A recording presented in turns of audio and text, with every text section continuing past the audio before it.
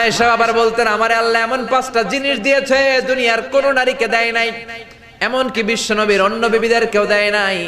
1 নম্বরে আমি হলাম বিশ্বনবীর একমাত্র কুমারী বউ, বাকি সব বউগুলো ছিল বিধবা। সুবহানাল্লাহ পড়েন। 2 নম্বরে আমার ঘরে বিশ্বনবীর কবর। 3 নম্বরে বিশ্বনবী যখন ইন্তেকাল করে বিশ্বনবীর মাথাটা ছিল আমার কোলের মধ্যে, আমার কোলের মধ্যে বিশ্বনবী মাথা রেখে ওনার শেষ নিঃশ্বাস ত্যাগ করেছে। চিল্লায় কোন সুবহানাল্লাহ। 4 নম্বরে মা আয়েশা বলতেন, আমি যখন বিশ্বনবীর সাথে এক লেপের নিচে ঘুমাতাম তখনও কোরআনের আয়াত নাজিল করতো কে? অন্য বিবির সাথে এক লেপের নিচে থাকা অবস্থায় কোরআন নাজিল হতো না। 5 নম্বরে, ও দুনিয়ার মানুষেরা শোনো শোনো, আমি আয়েশার কারণে তোমরা তায়াম্মুমের বিধান পেয়েছো। মা আয়েশা একবার বিশ্বনবীর সাথে যুদ্ধের কাফেলা থেকে ফিরছেন, হঠাৎ করে গলার হার হারিয়ে গেল। বিশ্বনবীরে বললেন, আমার সোনার হার পাওয়া যাচ্ছে না। বিশ্বনবী বললেন, কাফেলা থামাও, আমার বিবি আয়েশার হার খোঁজো। সব সাহাবারা হার খুঁজতে শুরু করলো। হার খুঁজতে খুঁজতে মাগরিবের নামাজের সময় একেবারে যায়, নামাজের সময় যেন যায়। সবাই বলে, হায় হায় আবু বকর, তোমার মেয়ের কারণে আজকে সবার নামাজ কাজা হবে, তোমার মেয়ের কারণে বিশ্বনবীর নামাজ কাজা হবে, সাহাবীদের নামাজ কাজা হবে। কি কাজ করলো তোমার মেয়ে? আবু বকর যে নিজের মেয়ে আয়েশারে ধমকাতে লাগলো, ও আয়েশা কি করলি? আল্লাহ কোরআনের আয়াত নাজিল করে বললেন, ও আবু বকর, আয়েশারে ধমক দিও না। এই পৃথিবীর মধ্যে যে কয়টা নারীকে আল্লাহ আমি পছন্দ করি তার মধ্যে একজন হলো আয়েশা। আল্লাহু আকবার। فإن لم تجدوا ماء فتيمموا صعيدا طيبا। যাও, আয়েশার সম্মানে আজকে থেকে আমি আল্লাহ তায়াম্মুমের আয়াত নাজিল করে দিলাম। যদি ওযুর পানি না পাও, বালুর মধ্যে এরকম মাসহ করে 2 হাতে মাখবেন, আরেকটা বাড়ি দিয়ে চেহারার মধ্যে মাখবেন, তায়াম্মুম হয়ে গেল। নামাজ পড়লে কবুল করে নেবে কে? আল্লাহ। সব কৌশলের বড় কৌশলী কে? এজন্য বিশ্বনবী বিবিদের প্রশংসা করতেন, মা আয়েশার রান্নার প্রশংসা করতেন, খাদিজার রান্নার প্রশংসা করতেন। বিশ্বনবী মক্কায় সবচাইতে চমৎকার রান্না করতে জানতেন। বিশ্বনবীর চাইতে চমৎকার রান্না মক্কা শহরের কেউ জানতো না। বিশ্বনবী তো ছাগল পালতেন, প্রতি সপ্তাহে একটা ছাগল জবাই করে দাওয়াতি টার্গেট হিসেবে কাফেরদের আন্ডা বাচ্চা সবগুলোর দাওয়াত করে নিজ হাতে গোশত রান্না করে খাওয়াইতো। সুবহানাল্লাহ পড়বেন না? এত সুন্দর রান্না করতেন। তারপরেও মা আয়েশার রান্নার প্রশংসা করতেন, খাদিজার রান্নার প্রশংসা করতেন। এজন্য বিবিদের রান্নার প্রশংসা করবেন, তার সৌন্দর্যের প্রশংসা করবেন। আর প্রতিদিন ঘর থেকে বের হওয়ার আগে আপনার স্ত্রীকে বলবেন একবার করে, আই লাভ ইউ। কি বলবেন? বলবেন না? মুরব্বিরা কয় না, কম না বললেন। আর বিবিরেই তো বলবেন। নিজের বিবিরে বললে সওয়াব আছে না নাই? স্ত্রীর প্রশংসা করলে স্ত্রী খুশি হয়, নারীরা খুশি হয়, প্রশংসা পেতে চায়। আপনার ওয়াইফ আপনার জন্য সাজে, আপনি যদি একদিনও না বললেন তোমার সুন্দর লাগতেছে, আর আরেক বেটায় যদি কয় ভাবি আপনার সুন্দর লাগে, ঝামেলা হবে না? আপনার জন্য লিপস্টিক দেয়, বেনি বাঁধে, বেনারসি শাড়ি পরে, একদিন আপনি বললেন না তুমি সুন্দরী, তুমি অনন্যা, তুমি সুস্নিগ্ধা, তুমি সুহাসিনী, সুকেশিনী, সুভাসিনী, অসূর্যম পোষা, মেঘে কালো কেশ, কাজল কালো চোখ, হরিণের মতো ডাগর ডাগর দুটি তোমার চোখ। একদিন আপনি বললেন না, কিন্তু আপনার ছোট ভাই বলে ভাবি তোমার আজকে যা লাগতেছে না, হেব্বি লাগতেছে, হেব্বি। তো আপনার ছোট ভাই যদি এগুলো বলে আর আপনি মুখ গোমরা করে রাখেন, ঘরের ভিতরে ভেজাল আছে না নাই? এজন্য বিবির রান্না, বিবির সৌন্দর্য, তার কাজের প্রশংসা করবেন। বলবেন যে তুমি অনেক ভালো, তোমাকে আমি অনেক ভালোবাসি, তুমি আমার কৈতরি, তুমি আমার টুনটুনি, তুমি আমার পরাণের পরাণ। বিবিরে বলবেন, হাসার তো কোনো কারণ নেই। শালিরে তো বলতেছেন না, ভাবিরে তো বলছেন না। ঠিক তারা জান্নাতের ঘর বানায় দিবে কে? বিশ্বনবী বললেন, নিজের বিবির সাথে প্রেম বিনিময় করলেও সওয়াব আছে না নাই? ওয়াফি বুদআই আহাদিকুম সাদাকা। তোমরা যে বিবাহের পরে তোমাদের স্ত্রীদের সাথে মেলামেশা করো তাতেও সদকা দেওয়ার সওয়াব। এক সাহাবী বললেন, ইয়া রাসূলুল্লাহ কাইফা যালিক? এটা আবার কেমন কথা, বিবির সাথে মেলামেশা করলে কেমন করে সওয়াব হয়? বিশ্বনবী বললেন, সাহাবীরে, এই মেলামেশাটা বিবির সাথে না করে যদি পরকিয়া করে ভাবির সাথে করতা, পাশের বাড়ির মহিলার সাথে করতা, তাইলে গুনাহ আছে না নাই? অন্য মহিলার সাথে প্রেম বিনিময় করলে যদি গুনাহ হয়, নিজের বিবির সাথে প্রেম ভালোবাসা বিনিময় করলে সওয়াব হয়। সুবহানাল্লাহ। এজন্য স্ত্রীর প্রশংসা করতে রাজি আছেন? এক লোক মাহফিলের মধ্যে অনেক শুনছে যে বিবিকে আগে সালাম দিতে হবে, বিবির বেশি বেশি প্রশংসা করতে হবে। তো ভাবলো আজীবন যৌতুকের লাগে বউরে কিলাইলাম, আজকে সালাম দিব আগে, যেহেতু ওয়াজে হুজুরে বলেছে, আর তার রান্নারও প্রশংসা করব। তো বাড়িতে যেই বিবিরে প্রথম সালাম, বিবি কয় কি রে আজকে সূর্য উঠছে কোন দিক দিয়া, আজীবন আমারে কিলায় যৌতুকের লাগা, আজকে সালাম দেয়, ঘটনা তো ভালো না। রাত 12টার দিকে আসছে মাহফিল টাফিল শুনে, দরজা খুলে দিছে, স্বামী কয় খাবার দাও, ডাইনিং টেবিলে খাবার দিয়েছে। তো স্বামী খাবার খায়, স্ত্রী খাবার বেড়ে বেড়ে প্লেটে দেয়, আর স্বামী মিটি মিটি হাসে। বেবি বলে এই রাত বাজে 1টা, মাহফিল শুনে আসছো ভালো কথা, খাইতেছো মিটমিট হাসো কেন? স্বামী বলে হাসতেছি তার কারণ আজকে তোমার গরুর গোশতের রান্নাটা এত মজা হয়েছে না, এত মজার গরুর গোশত জীবনে খাই নাই। রান্না মজা হয়েছে শুনে বউ তো তেলে বেগুনে জ্বলে উঠছে। কি রান্না মজা হয়েছে মানে? বিগত 10 বছর ধরে তোমারে রান্না করে খাওয়াই, একদিনও রান্নার প্রশংসা করলা না। আর আজকে পাশের ঘরের ভাবি একটু গরুর গোশতের তরকারি পাঠাইছিল, ওই গরুর গোশতের তরকারি দিয়েই তোমার রাতের খাবার দিছি, ঘরে আর কিছু রান্না টান্না করি নাই।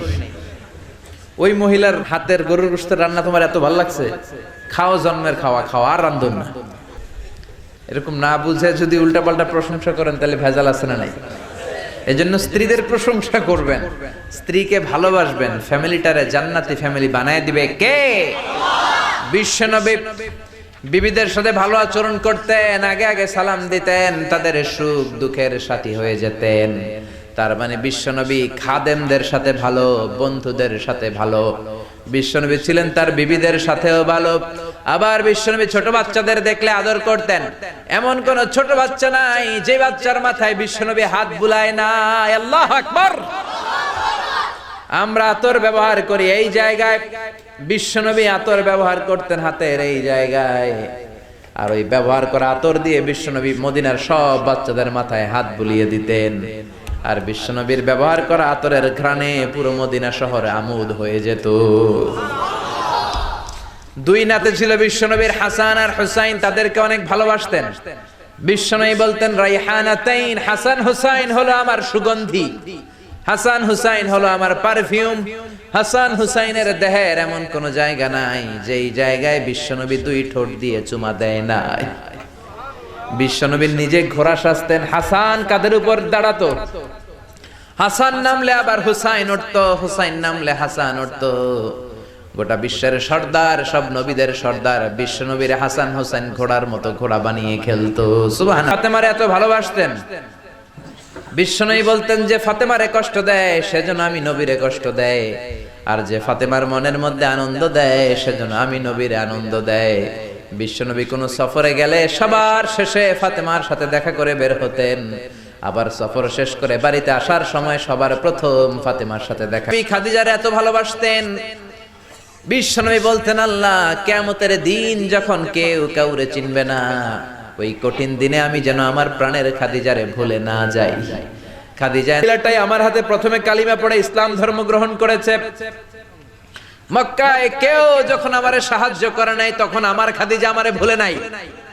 কেউ যখন আমারে শেল্টার দেয় নাই, সাহায্য করে নাই, খাদিজা আমারে সাহায্য করেছে। মক্কার লোকেরা 3 বছর শিয়াবে আবি তালেবে আমার জেলের মধ্যে রেখেছিল। আমার কলিজার টুকরা বিবি খাদিজা ওই জেলখানার ভিতরে আমার সাথে। আরো জোরে পড়েন আল্লাহু আকবার। দাসের সাথে কেমন আচরণ বিশ্বনবী, বন্ধুদের সাথে কেমন আচরণ, স্ত্রীদের সাথে কেমন আচরণ, ছোট্ট বাচ্চাদের সাথে কেমন আচরণ, সব অঙ্গনে বিশ্বনবীর জীবনী থেকে শিক্ষা আছে না নাই? বিশ্বনবীর প্রশংসা শুধু আমরা করি না, গোটা বিশ্ব করে। বলেন মুহাম্মাদুর রাসূলুল্লাহি ওয়াল্লাযীনা মাআহু আশিদ্দাউ আলাল কুফফারি রুহামাউ বাইনাহুম। মুহাম্মদ হলো আল্লাহর রাসূল, সর্বশ্রেষ্ঠ রাসূল। এই রাসূলের সাথে কারো কোনো তুলনা নাই। অনেকে বলে সাইয়েদনা দাউদ নবীর কণ্ঠ নাকি বড় চমৎকার ছিল, কথাটা ঠিক, কিন্তু বিশ্ব নবীর চাইতে বেশি চমৎকার নাকি? আমার নবীর কণ্ঠ সবচেয়ে সুন্দর ছিল। অনেকে বলে ইউসুফ নবী নাকি সবচেয়ে সুন্দর ছিল, কথাটা ঠিক, কিন্তু আমার নবীর চাইতে সুন্দর না। অনেকে বলে মুসা নবী অনেক শক্তিশালী ছিল, কিন্তু আমার নবীর চাইতে বেশি শক্তিশালী নাকি?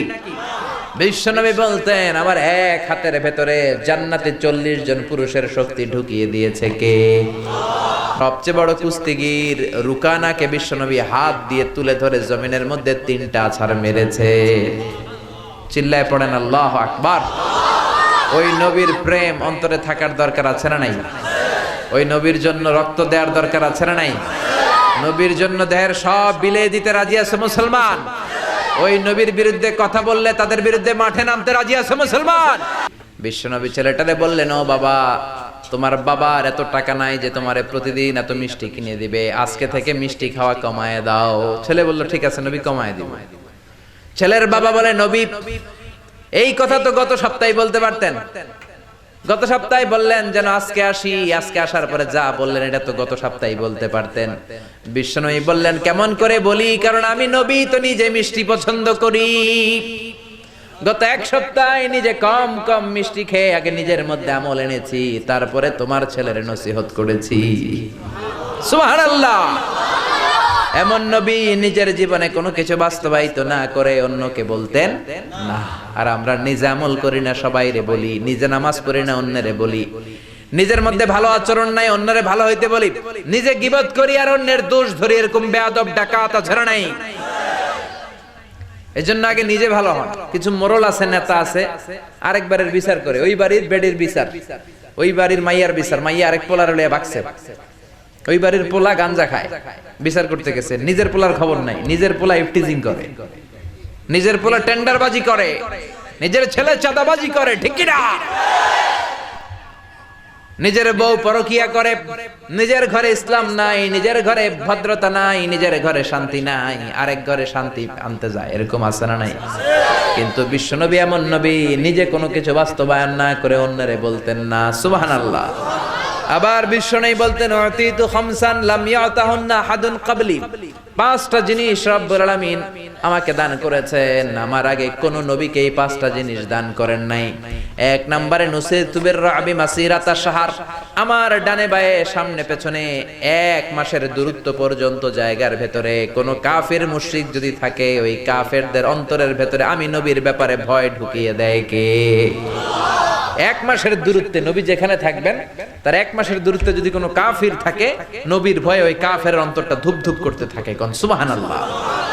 2 নাম্বার, জুইলাত লি আল আরদু কুল্লুহা মসজিদান ওয়া তাহুরা, রব্বুল আলামিন আমার জন্য গোটা বিশ্বের পুরো জমিনটাকে মসজিদের জায়গা বানিয়েছেন, সেজদার জায়গা বানিয়েছেন, পুরো জমিনটাকে আমার জন্য তায়াম্মুম করার জায়গা বানিয়েছেন। কোন সুবহানাল্লাহ।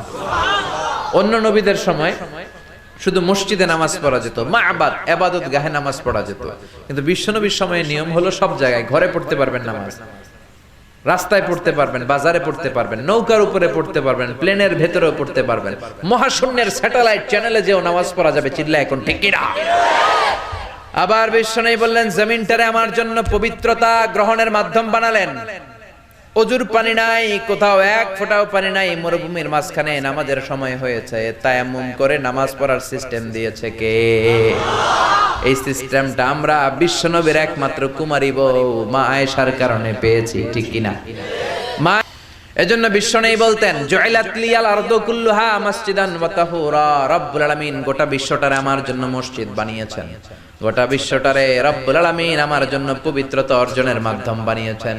3 নম্বরে বিশ্বনবী বললেন, উহিল্লাত লিয়াল গানাইম, যুদ্ধের পরে যে গনিমতের মাল পাওয়া যায় সব নবীদের জন্য এটা খাওয়া ছিল হারাম, আর আমাদের জন্য এটাকে হালাল করেছে কে?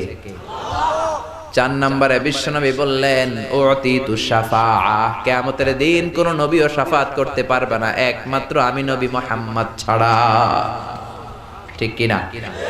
সব শেষে বিশ্বনবী বললেন, ওয়াকানা নাবিয়্যু ইবআসু ইলা কওমিহি খাসসা, দুনিয়ার সব নবীকে রব্বুল আলামিন নির্ধারিত জাতির কাছে, গোষ্ঠীর কাছে পাঠিয়েছেন, আর আমাকে রব্বুল আলামিন গোটা বিশ্বের জন্য বিশ্ব নবী করে পাঠিয়েছেন। জোরে বলেন সুবহানাল্লাহ। এরা হতে হেলে দুলে নুরানি তনু ওকে আসে হায় সারা দুনিয়ার হেরে মেরে পর্দা খুলে খুলে চাই সে যে আমার কামলিওয়ালা কামলিওয়ালা তার ভাবে বিভোল রাঙা পায়ের তলে পর্বত জঙ্গল টলো মল টলে খুরমা খেজুর বাদাম জাফরানি ফুল ঝরে ঝরে যায় সে যে আমার কামলিওয়ালা কামলিওয়ালা। পড়েন আল্লাহু আকবার। আল্লাহ বললেন মুহাম্মদ আমার রাসূল, এরপরে বললেন ওয়াল্লাযীনা মাআহু আশিদ্দাউ আলাল কুফফারি রুহামাউ বাইনাহুম, মুহাম্মাদের সাথে যারা থাকে তারা নিজেদের ব্যাপারে পুষ্পকোমল, কাফেরদের ব্যাপারে তারা বজ্র কঠোর। মুহাম্মাদের সাথে কারা থাকে? সাহাবারা। কারা? সবাই বলেন কারা? আরো জোরে বলেন কারা? বিশ্ব নবীর সাথে সাহাবারা থাকে। প্রথমে আল্লাহ নবীর বর্ণনা দিলেন,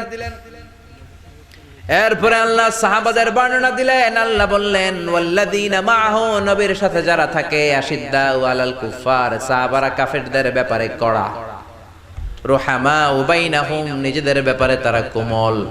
তোরা দেখে যা আমিনা মায়ের কোলে মধু পূর্ণিমারি শ্বেতা চাঁদ দোলে যেন উষার কোলে রাঙা রবি দোলে।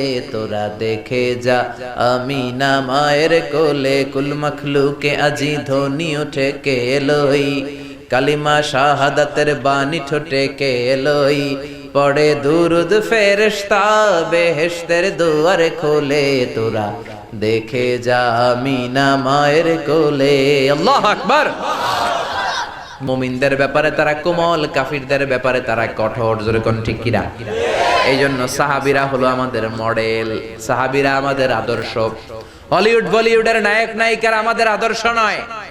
সালমান খান, আমির খান আমাদের আদর্শ নয়, ঋত্বিক রোশন আমাদের আদর্শ নয়, বারাক ওবামা, ডোনাল্ড ট্রাম্প আমাদের আদর্শ নয়। আমাদের আদর্শ হলো বিশ্বনবী আর তার সাহাবারা। ঠিক কিনা? এজন্য বিশ্বনবী বলতেন খায়রুল কুরুনি করনি সুম্মাল্লাযীনা ইয়ালুনাহুম সুম্মাল্লাযীনা ইয়ালুনাহুম, সবচেয়ে সেরা যুগ আমি নবীর যুগ, তারপরে আমার সাহাবীদের যুগ, তারপরে আমার তাবেঈদের যুগ।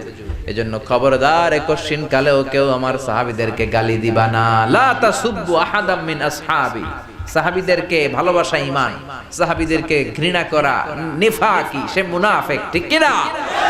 বিশ্বনবী বললেন আমার এক একটা সাহাবা এক একটা সুপারস্টার। কি কি? সুপারস্টার। আসহাবি কান নুজুম, নাজমুন মানে তারকা। এক একটা সাহাবী এক একটা তারকা, এক একটা সাহাবী একটা সুপারস্টার। এই জন্য সাহাবীদের জীবনীতে আমাদের জন্য শিক্ষা আছে না নাই? বিশ্বনবী বলতেন আরহামু উম্মতি বি উম্মতি আবু বকর, আমার সাহাবাদের মধ্যে সবচাইতে কোমল হৃদয়ের সাহাবী হলেন আবু বকর। ওয়াশাদ্দুহুম ফি আমরিল্লাহি উমর, আর আল্লাহর দ্বীনের ব্যাপারে সবচাইতে কঠোর সাহাবী হলেন ওমর। সুবহানাল্লাহ। তিরমিজির হাদিস এটা। এক হাদিসে বিশ্বনবী ৮ জন সাহাবীর ৮টা গুণের কথা বললেন। কয়টা? আরো জোরে বলেন কয়টা? প্রথমে বললেন আবু বকর কোমল হৃদয়ের, এরপরে বললেন দ্বীনের ব্যাপারে করা হচ্ছে কে? ওমর। ৩ নম্বরে বললেন ওয়া আসদাকুহুম হায়াআন উসমান, সবচাইতে লজ্জাশীল সাহাবী ছিল আমার উসমান। ৪ নম্বরে বললেন ওয়া আফদাহুম আলী, আল্লাহর কোরআন দিয়ে চমৎকার বিচার করতে পারতো আমার মেয়ের জামাই আলী। সুবহানাল্লাহ। ৫ নম্বরে বললেন ওয়া আকরাহুম লিকিতাবিল্লাহি উবাই, আল্লাহর কিতাবকে সবচেয়ে সুন্দর করে পড়তে পারতো যে সাহাবী, তার নাম উবাই ইবনে কাব। তারপরে বিশ্বনবী বললেন ওয়া আলামুহুম বিল হালাল ওয়াল হারাম মুআয ইবনে জাবাল, হালাল হারামের ব্যাপারে যেই সাহাবী সবচাইতে বেশি জ্ঞান রাখে ওই সাহাবীর নাম হলো মুআয ইবনে জাবাল। ৭ নম্বরে বিশ্বনবী বললেন ওয়া আফরাদুহুম যায়েদ ইবনে সাবিত, আর ফারায়েজের জ্ঞান যেই সাহাবী সবচেয়ে বেশি রাখতো তার নাম হলো যায়েদ ইবনে সাবিত। ৮ম নম্বরে সর্বশেষে বিশ্বনবী বললেন আলা ওয়া ইন্না লিকুল্লি উম্মাতিন আমিনুন ওয়া আমিনু হাযিহিল উম্মতি আবু উবাইদা ইবনুল জাররাহ, সব জাতির মধ্যে একজন বিশ্বস্ত লোক থাকে, এই মুসলমানদের মধ্যে আমার সাহাবীদের মধ্যে সবচাইতে বিশ্বস্ত লোকের নাম আবু উবাইদা ইবনুল জাররাহ। সুবহানাল্লাহ।